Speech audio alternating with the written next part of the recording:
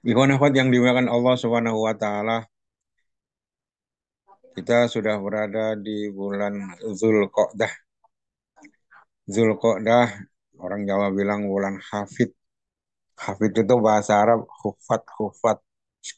Ya khufat itu artinya hafid itu adalah dikelilingi, ya, dikelilingi. Kenapa bulan Zulqa'dah dikatakan bulan Hafid atau bukan dikelilingi? Karena dikelilingi oleh dua hari raya. Nah, dua hari raya di khufat, di Hafid.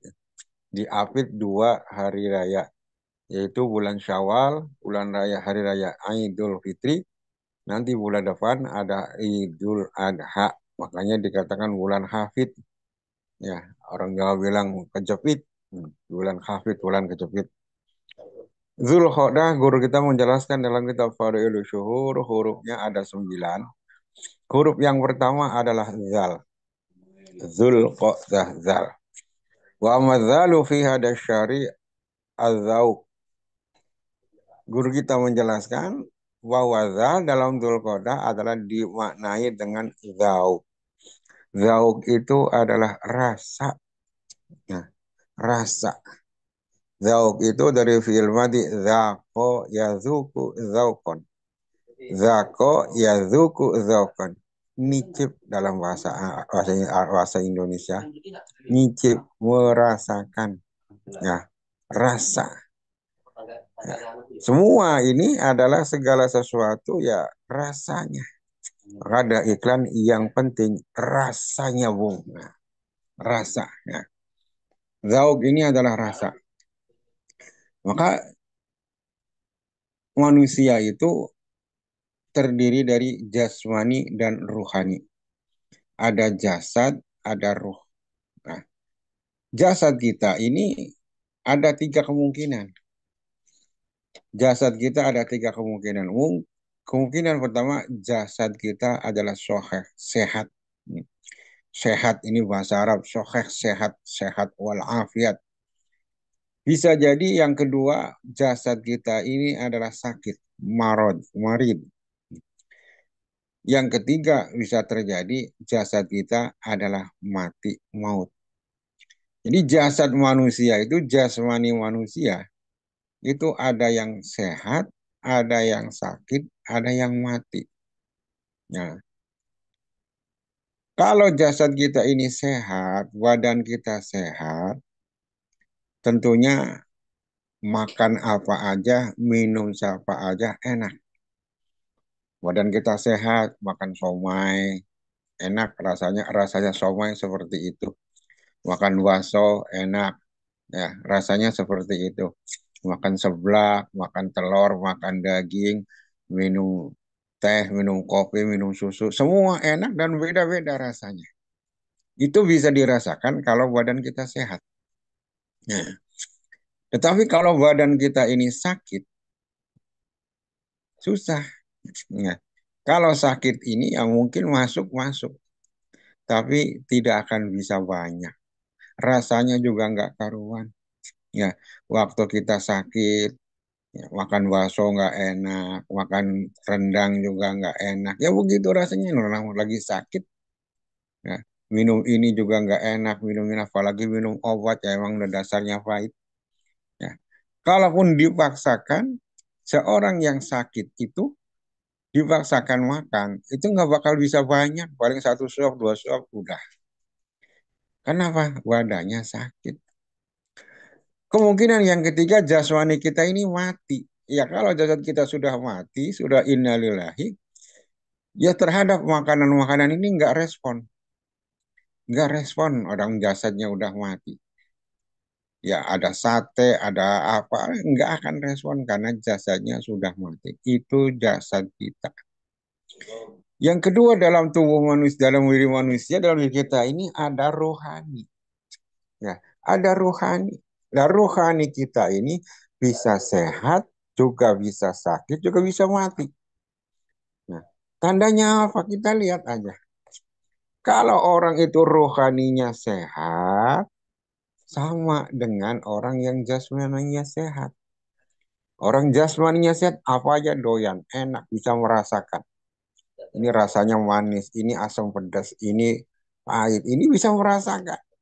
Nah, orang yang rohaninya sehat, ini makanan rohani apapun doyan, zikir doyan, jamaah doyan, amal-amal soleh ini doyan. Ini rasanya ini luar biasa. Nah, semuanya enak. Nah, intinya orang yang rohaninya sehat, doyan ibadah. Nah, yang kedua ada kemungkinan ada orang rohaninya yang sakit. Ya, rohaninya sakit. Ya, rohani yang sakit ini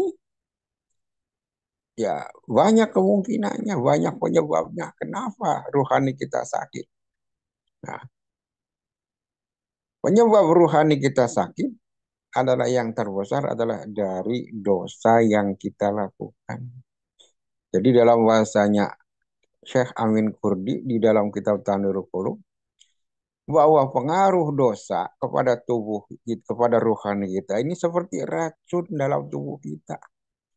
Jadi sekali kita minum racun, tubuh kita pasti akan terkena dampaknya. Lemas bisa mati.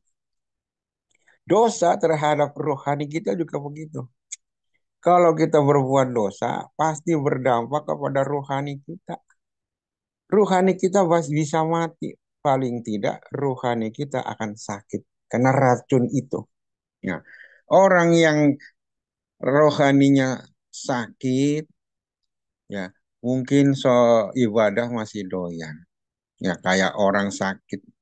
Mungkin disuapin nasi masih doyan. Tapi yakin itu nggak bakal bisa banyak. Ya, ada rendang, ada sate, atau nggak akan bisa makan banyak karena rohnya sakit. Buah-buahan juga ada di situ, ada jeruk, ada ini. Orang sakit nggak bakal bisa makan banyak, nyicipin doang. Nyicipin doang karena jasmaninya sakit. Orang yang ruhaninya sakit juga begitu. Pengen, cuman pengen doang. Ya, pengen. Tapi hanya sedikit saja udah selesai. Ya, ibadah cuman sedikit. Sholat taraweh, orang yang hatinya sakit, rohaninya sakit, ini hanya nyicipin doang sehari dua hari taraweh kesononya hilang. Nah, orang yang dia zikir, orang yang rohaninya sakit, dia zikir. Cuman sebentar doang zikirnya kabur. Nggak bisa kuat banyak kayak orang jasmaninya sakit. Dijejelin apapun, satu suap, dua suap, selesai. Orang yang rohaninya sakit juga begitu. Nggak doyan. Ya, dijejelin masih ngerespon tapi nggak bisa banyak. Sholat nicipin doang. Puasa nicipin doang. Zikir nicipin doang. Selesai itu selesai. Lebih parah lagi kalau orang rohaninya mati. Orang yang rohaninya mati seperti orang jasmaninya mati. Nggak ada respon, nggak ada kepengenan orang mati. Yang lainnya pada pesta kambing guling nggak pengen. Yang di sampingnya ada makan sate nggak pengen. Nah, orang mati. Orang yang rohaninya sudah mati nggak pengen. Orang pada puasa sibuk sahur dia nggak pengen. Orang pada sibuk sholat jamaah dia nggak pengen. Orang pada sibuk ngaji juga nggak pengen. Jasmaninya, rohaninya sudah mati. Nah, inilah makanya guru diangkat jauh. Maka tugas guru mursyid adalah menghidupkan lagi hati orang yang sudah mati. Guru mursyid itu ngobatin orang yang hatinya sakit. Bagaimana cara mengobatinya? Talkin. Ya, talkin. Ditalkinkan di dalam hatinya. Orang yang di luar, ya, orang yang pengen merasakan nikmatnya makanan. Orang yang pengen merasakan nikmatnya minuman. Dalam bahasa Arab, zauk itu idza kana hayyan, idza kana hayyan kalau orangnya hidup. Ya, kalau orangnya hidup, badannya sehat, bisa merasakan. Kalau enggak, ya enggak bakalan. Nah, orang yang sudah rohaninya juga begitu.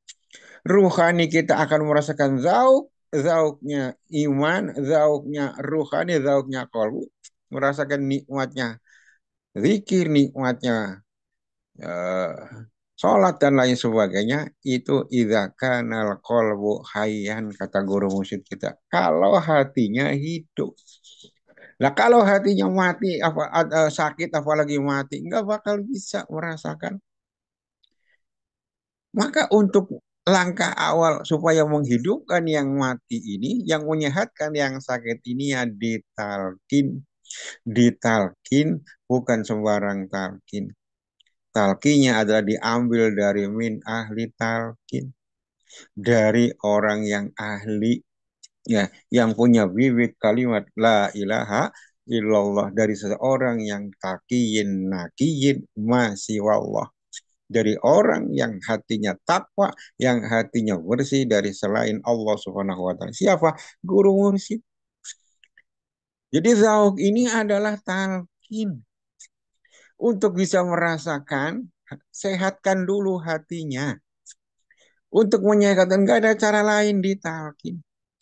Maka ketika seseorang ditanamkan, kemudian diamalkan zikir, jahar dan khafi, la ilaha illallah, la ilaha illallah, kita udah mulai doyan. Rasakan perbedaan antara kita dalam diri kita sendiri. Kita mau zikir, doyan ibadah, mau sholat malam. Ini adalah setelah kita ditalkin zikir. Setelah kita ditalkin oleh pengarasa apa, kita baru mau. Kita bisa sholat isti'adah, sholat is di pagi hari. Kita malam bisa tahajud, kita bisa zikir lama. Ya, setiap sholat kita bisa zikir. Itu setelahnya kita ditalkin. Itu artinya apa? Ruhani kita yang tadinya mati dihidupkan oleh guru mursyid. Itu ruhaninya kita. Ya, kolbunya kita yang tadinya sakit sudah diobatin sama guru mursyid oleh Allah melalui guru mursyid. Apa itu obatnya? Zikir. Ya, zikir seperti kita berobat ke dokter, ini diminum yang obatnya 3 kali sehari, yang ini habis makan, ini sebelum makan. Kita juga begitu. Ya, setelah kita ditalkin, ini obatnya diminum ya, ini paling tidak dalam setiap habis sholat minimal 165, lebih banyak lebih bagus. Ini adalah dosis, dosis yang harus kita minum supaya rohani kita sehat, supaya rohani kita bisa merasakan nikmatnya ibadah kepada Allah Subhanahu wa taala. Ini nggak bisa ditawar. Ya, dosisnya segitu. Lah kalau dosisnya kurang, kata dokter, sehat 3 kali sehari. 3 kali sehari ya, pagi, siang, sore. Lah ternyata pasien itu bandel. Bukannya 3 kali sehari, malah dibalik 3 hari sekali minum obat. Ya bagaimana cepat sembuh itu? Kita juga begitu. Oleh guru kita, nih caranya seperti ini. Minimal 165, lebih banyak lebih bagus. Terus istiqomah. Yakin dengan itu, kita akan bisa merasakan nikmatnya ibadah kepada Allah Subhanahu wa taala. Nah, karena akan timbul sifat-sifat kebaikan dalam diri kita. Ya, dalam timbul kebaikan. Ya kalau sampai sekarang mungkin, ah saya kok masih belum bisa menikmati ya. Katanya zikir itu nikmat, saya masih belum bisa merasakan. Terusin, terusin. Itu lagi kita dalam pengobatan masih.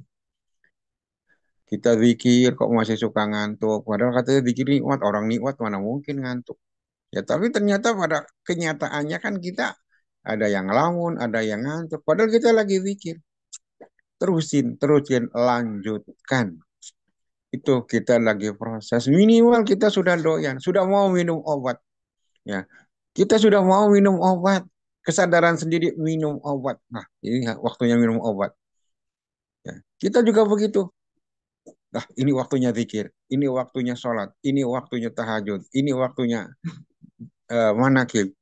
Kalau ada kesadaran seperti ini, insya Allah cepat sembuh, akan merasakan nikmatnya ibadah kepada Allah Subhanahu wa taala. Tapi kalau masih suka dipaksa-paksa mulu, dijejelin ini dijejelin, pikir masih dipaksain, ini manakib masih berat, nah ya, ya masih bagus lumayan, masih ada yang dorong-dorong. Ya, tapi bisa jadi masih belum bisa merasakan. Tapi yang jelas kita sudah mau zikir lama, udah ini nih. Masalah menyampai ke tahap itu, ini adalah kita lagi OTW, ya. Kita dalam proses, nggak gampang, ya. Kita ini kan ada taholi, ada tahali, ada tajali. Ya, dalam konsep kita, buang dulu sifat-sifat jeleknya. Nah, mungkin yang belum merasakan ini karena sifat buruk masih ada dalam diri kita. Kita mungkin masih pelit, kita mungkin masih ada rada sombong, kita mungkin masih ada ria. Ini yang menghalangi kita merasakan.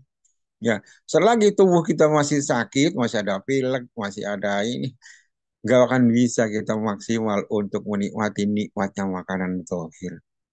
Orang-orang yang belum masih dalam hatinya masih ada penyakit hati, belum bisa merasakan nikmatnya zikir, zauknya zikir itu belum bisa.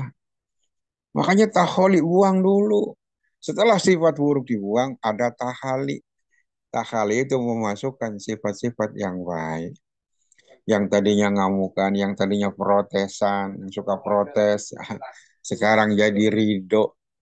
Ridho dengan ketentuan Allah, ridho dengan takdir Allah.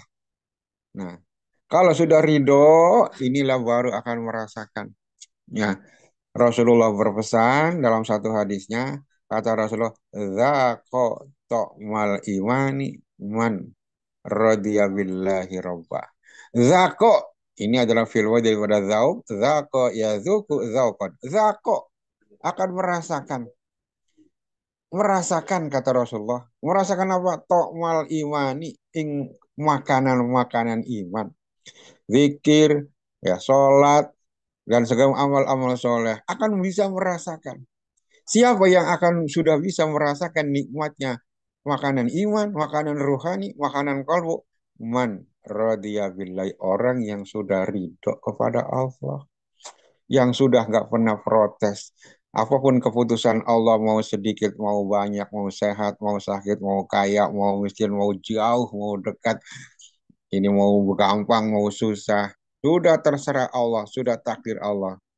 Yang penting kita senang.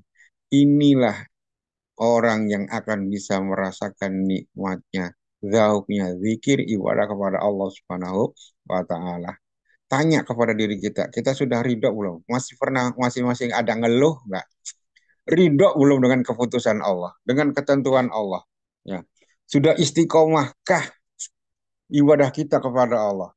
Ya, orang ridho pasti istiqomah. Nggak tergantung kalau banyak, ibadahnya banyak. Kalau rezekinya sedikit, ya, dikirnya sedikit. Enggak begitu. Orang ridho mah. Mau banyak, mau dikit, terserah Allah. Nah, jadi kuncinya, kata Rasulullah, yang sudah bisa merasakan ini, orang yang sudah ridho kepada Zak, Zak, Ta'mal imani, man radhiya billahi robba. Wallahu alam, kurang Assalamualaikum warahmatullahi wabarakatuh.